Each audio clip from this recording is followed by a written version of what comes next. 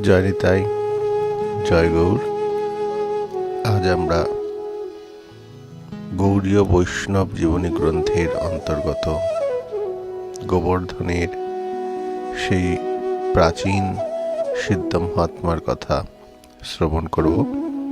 আজ তার চতুর্থ পর্ব। গত পর্বের পরে এই পর্বে আমরা দেখতে পাই তিনি যে গ্রন্থগুলি রচনা করেছিলেন তার ভজন পদ্ধতিটাই পরে গুটিকা নামে প্রসিদ্ধ হয়। তার অনুগত দ্বিতীয় সিদ্ধ কৃষ্ণদাস এই গুটিকা বহুল পরিমাণে লিখে বৈষ্ণব সমাজে বিতরণ করেন। এছাড়া ইনি প্রার্থনামৃত তরঙ্গিনী, ভাবনা সার সংগ্রহ পদ্ধতি, সাধনামৃত চন্দ্রিকা প্রভৃতি রচনা করেন। আর তৃতীয় কৃষ্ণদাসজি, যিনি কিনা লালা বাবু নামে পরিচিত, লালা বাবা, নন্দীশ্বর চন্দ্রিকা রচনা করেছেন। কথিত আছে সিদ্ধ বাবা মানসগঙ্গায় ডুবে থেকে কয়েকদিন পরে কতগুলি গ্রন্থ বুকে নিয়ে ভেসে উঠতেন। জলমধ্যে থেকেও সেই গ্রন্থগুলি জলস্পর্শ শূন্য থাকত। শ্রীপাদ বিশ্বনাথ চক্রবর্তীপাদ মহাশয়ের স্বহস্ত লিখিত সেই গ্রন্থ। প্রসিদ্ধ আছে যে শ্রী চক্রবর্তীপাদ যখন গ্রন্থ লিখতেন তখন আপনার রহিত স্থানেও, অর্থাৎ যেখানে যেখানে আচ্ছাদন দেয়া নেই, কোনো ঢাকা দেয়া নেই, আবরণহীন সেই স্থানেও বর্ষা হলে চারিদিক যখন প্লাবিত হলেও তার গ্রন্থ বা শরীর এক জলবিন্দুও স্পর্শ হতো না। সিদ্ধ বাবা যাকে ভজন উপদেশ করেছেন তারা সকলেই সিদ্ধ হয়েছিলেন। গোবর্ধনের দ্বিতীয় শ্রীকৃষ্ণদাস, মদনমোহন ঠোরের নিত্যানন্দ দাস, ঝাড়ুমণ্ডলের শ্রী বলরাম দাস, সূর্যকুণ্ডের মধুসূদন দাস, কালনার শ্রী ভগবান দাস এবং কৃষ্ণদাস, যিনি লালা বাবা প্রভৃতি সমান প্রসিদ্ধ ছিলেন। সিদ্ধ কৃষ্ণদাস বাবাজি মহারাজের ভজন সিদ্ধি সম্বন্ধে বহু কাহিনী আছে। জাগতিক সিদ্ধ পুরুষের থেকে ব্রজের সিদ্ধ পুরুষের লক্ষণ সর্বতা পৃথক। ব্রজজনানুগত বৈষ্ণবগণের অন্তশ্চিন্তিত ভাবদেহের বৃত্তি যখন বাহ্য দেহেও স্ফুট রূপে প্রকাশ পেয়ে অন্যের দৃষ্টিগোচর হয়, তখন তাকে ভজন সিদ্ধ বলে। একবার এই কৃষ্ণদাস বাবাজি মহারাজ তিনি হলিলীলা চিন্তা করতে করতে অন্তশ্চিন্তিত দেহে শ্রীপ্রিয়াজির আনুগত্যে তার দেহেও আবির, কুমকুম, গুলাল, কস্তুরী, কর্পূর, চন্দন, পঙ্ক পরিব্যাপ্ত হল। ভাবাবেশে তার বাহ্যানুসন্ধান না থাকলেও ভজন কুটির থেকে বাইরে আসলে তখন বৈষ্ণবগণ তার দেহে ওই সব অপ্রাকৃত দ্রব্যের দর্শন করে খুবই অবাক হতেন।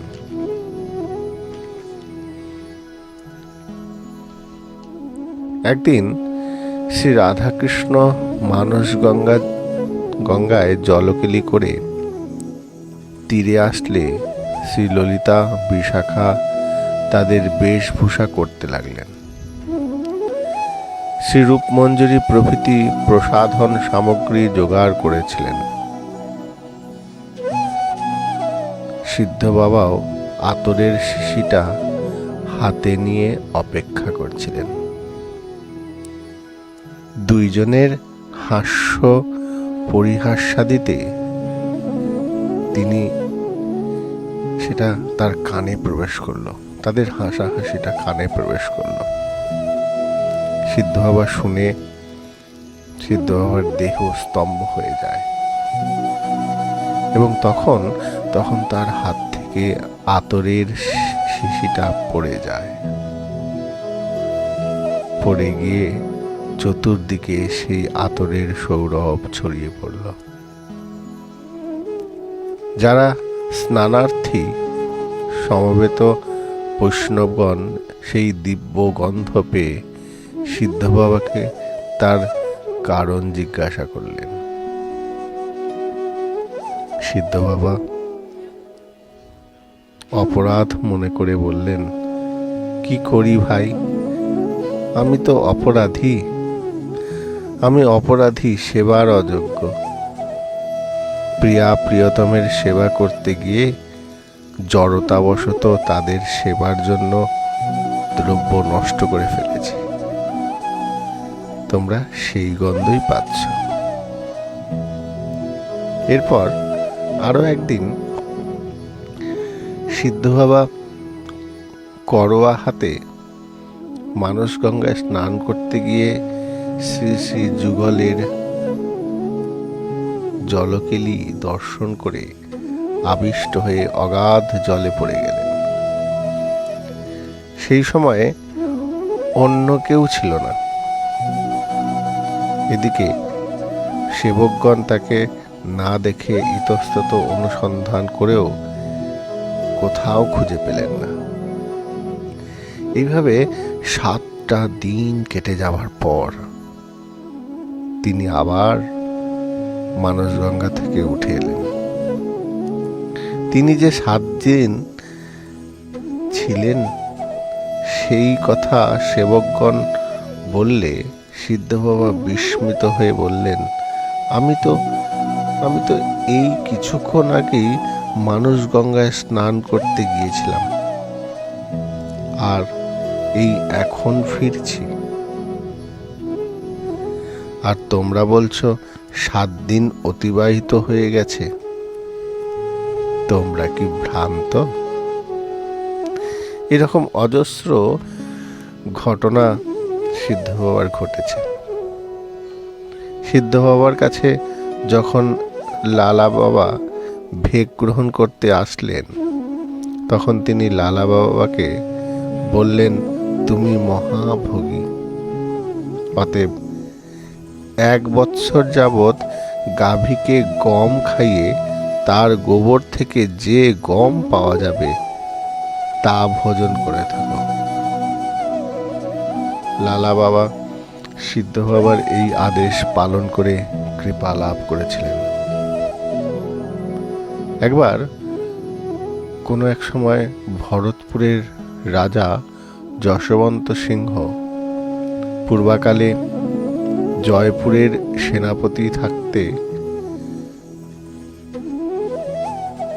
দিল্লির বাদশাহকে জয় করতে গিয়ে 2 বার পরাজিত হয়ে একবার বদরিকাশ্রমে কোনো সিদ্ধ মহাত্মার শরণ গ্রহণ করেন।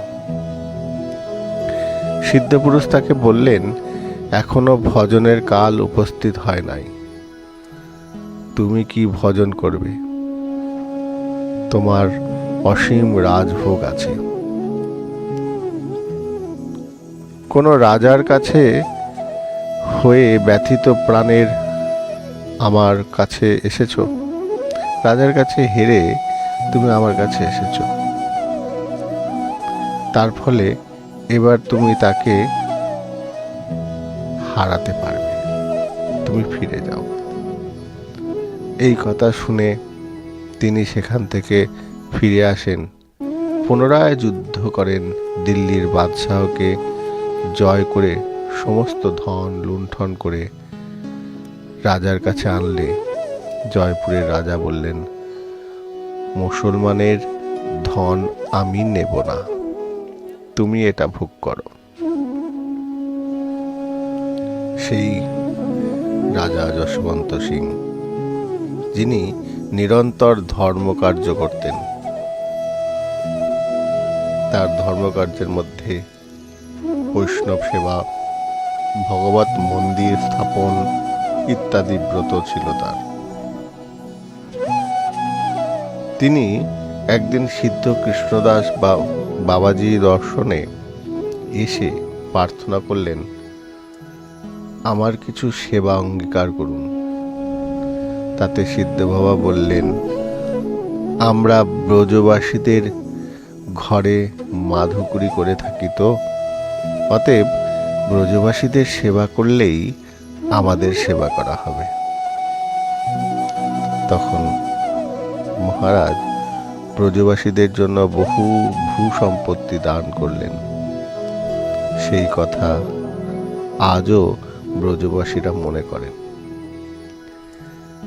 তারপরেও রাজা সিদ্ধ বাবাকে অনুরোধ করে বললেন, হে সিদ্ধ বাবা, আপনি স্বয়ং যদি কিছু অঙ্গীকার করেন তবে আমি নিজেকে কৃতার্থ মনে করব। তখন সিদ্ধ বাবা বললেন, তোমার অনেক রানী আছে, তাই না? রাজা বললেন, হ্যাঁ। সিদ্ধ বাবা বললেন, তার মধ্যে সবচেয়ে তোমার প্রিয় রানীকে নির্জনে আমার কাছে পাঠিয়ে দাও, আমি তার সঙ্গে কথা বলব। রাজাও ঠিক তাই করলেন। দূর থেকে একটি পর্দা আবরণ দিয়ে রানী লক্ষ্মীকে সুসজ্জিত করে পাঠানো হলো। বাবাজি মহারাজ নির্জনে ভজন আবেশ আছেন। এদিকে রানী কঙ্কন কঙ্কিনী ও নূপুরের ধ্বনি আসতে লাগলেন।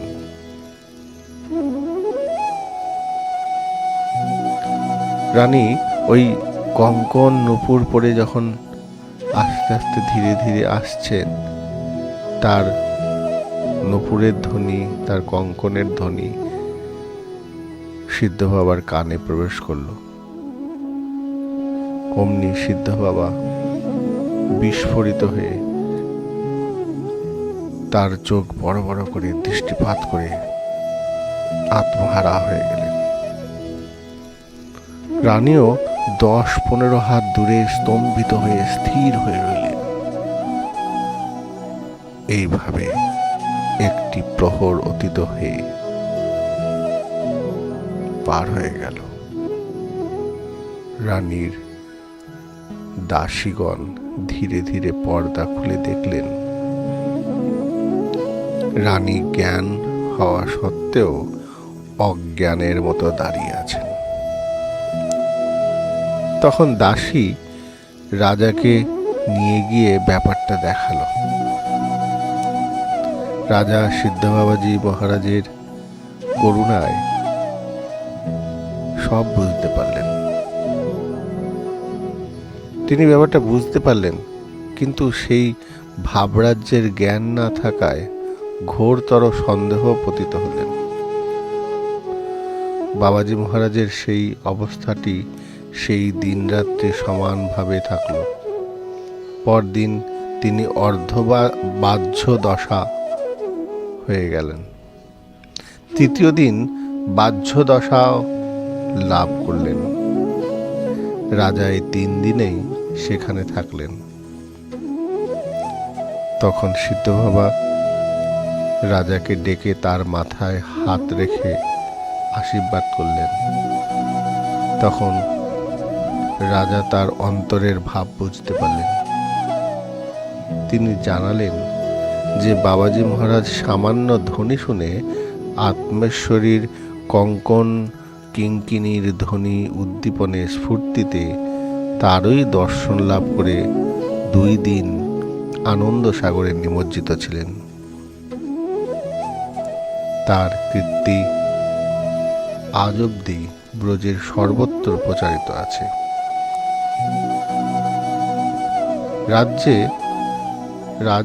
রাজ্যে তার দ্বারা প্রতিষ্ঠিত রাধাকৃষ্ণের বহু মন্দির রয়েছে। একবার তিনি শ্রী রাধাকুণ্ডে এসে বৈষ্ণবগণের সেবায় বহু অর্থ দান করতে চাইলে রাজা যখন সবাইকে দিতে চাইলেন অর্থ, বৈষ্ণবগণ বললেন, আমরা রাজার অন্ন গ্রহণ করব না। তখন রানী অতি কাতরে কেঁদে বললেন, কেন নেবেন না? বলে, রাজ অন্ন আমরা গ্রহণ করি না। রানী তখন বললেন কেঁদে কেঁদে, আপনাদের শ্রীচরণে আমার এই প্রার্থনায়, এইবার আমি মরলে যেন রাজকুলে জন্ম না পাই।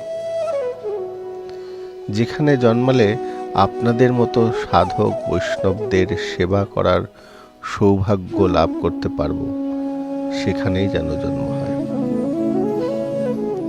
বৈষ্ণবরা রানীর এই আকুতি দেখে বৈষ্ণবেরা বললেন, হে রানী, তুমি গাভীর গোবর থেকে কাণ্ডা বা ঘুঁটে প্রস্তুত করে সেটা বিক্রি করে যা পাবে তা আমাদের সেবার জন্য পাঠাবে। রানী তাই করলেন। এখনো রানীর প্রদত্ত সেই টাকা কুণ্ডের বৈষ্ণবগণ মাসে মাসে পেয়ে থাকেন। অশ্বিনী শুক্লা চতুর্থীতে তিনি অপ্রকট হন। আজকে আমরা সিদ্ধ কৃষ্ণদাস বাবাজি মহারাজের জীবন প্রসঙ্গে যতটুকু সম্ভব আস্বাদন করলাম। আজকে এখানেই হরিকথার বিশ্রাম। জয় গৌর, জয় নিতাই।